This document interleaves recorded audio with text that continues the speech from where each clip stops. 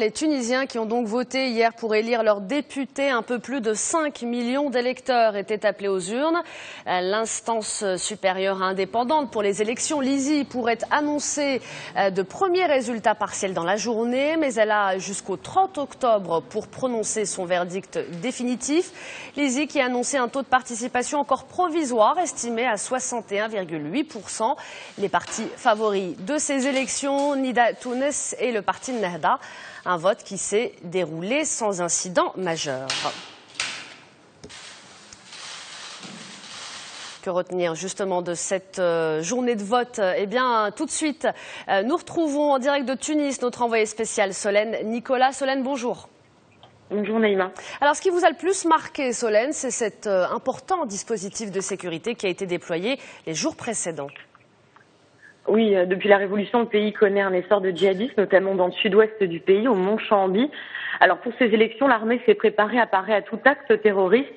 Plusieurs attaques avaient été dénoncées par les autorités durant les jours qui ont précédé le scrutin. Le ministère de l'Intérieur avait même annoncé avoir déjoué des attentats, notamment contre des ambassadeurs. 36 000 militaires ont donc été déployés, 50 000 gendarmes et policiers le jour du scrutin.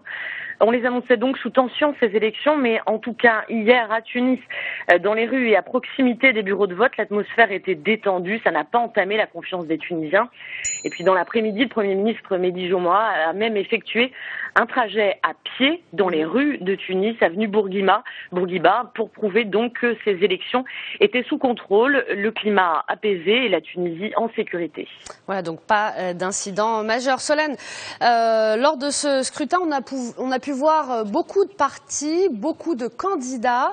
C'est ce qui a pu décourager certains Tunisiens à aller voter. Du coup, de nombreuses campagnes ont été menées pour inciter justement les électeurs à aller voter. Oui, ces élections, c'était une centaine de partis, 1300 listes déposées dans le pays, 13 000 candidats sur 33 circonscriptions. On a parlé, incité même au vote utile, au vote sanction, au vote de conviction. Et au final, c'est parfois, même souvent dans l'isoloir, que les Tunisiens se sont décidés. Alors pour pousser les électeurs hésitants à se rendre aux urnes, de nombreuses campagnes de sensibilisation ont donc été menées, particulièrement ces derniers jours. Dans le quartier populaire d'Etadaman, j'ai assisté à l'une d'entre elles. C'est une association qui s'appelle Tahadi, le défi en arabe, dont les membres ont réuni à plusieurs reprises les femmes du quartier chez l'une d'entre elles autour d'un déjeuner durant lequel les jeunes, pour la plupart, leur expliquaient la nécessité d'aller voter, mais surtout de choisir son candidat sans se laisser influencer par qui que ce soit, par son mari ou par ses enfants. Et puis toute la journée, hier, des cortèges défilaient dans les rues de Tunis pour appeler les citoyens aux urnes à coups de klaxon. À la radio, les militants se succédaient pour rappeler l'importance de ce scrutin 3 ans après la Révolution. Et puis, histoire de terminer sur une note d'humour, sur les réseaux sociaux, les Tunisiens ont beaucoup ironisé toute la journée de ces élections, rassurant les plus hésitants en postant « Allez-y, il vous faudra moins de temps pour voter que pour aller acheter votre baguette de pain ». Un clin d'œil à la fluidité et à la rapidité du passage à l'urne dans les bureaux de vote la plupart du temps. Merci Solène Nicolas, notre envoyé spécial à Tunis. Merci.